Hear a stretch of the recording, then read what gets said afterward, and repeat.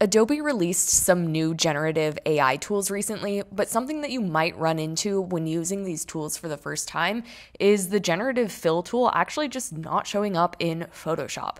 So in this video, I'm going to show you the most likely reason and solution for this. When you open Photoshop, you're going to go up to Window and Contextual Taskbar.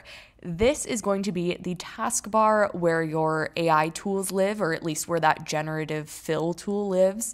So this taskbar, the purpose of it is to provide you with the most likely next steps that you're going to take.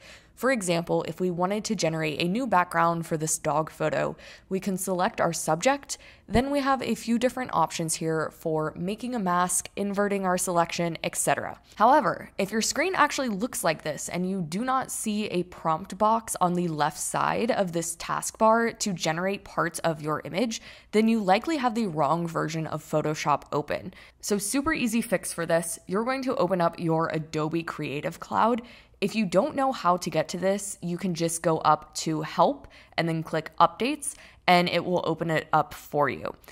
Then on the left sidebar in your Adobe Creative Cloud, you're going to click on Beta Apps. You want to find Photoshop Beta and make sure that this is installed.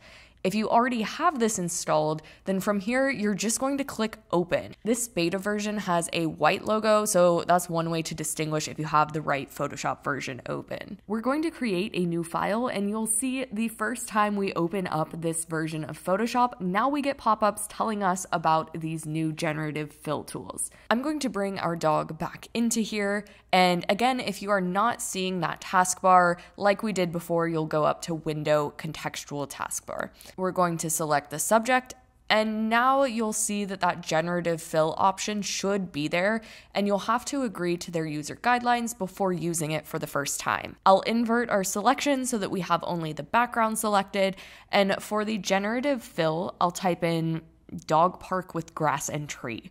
Maybe not the best prompt, but just to show you.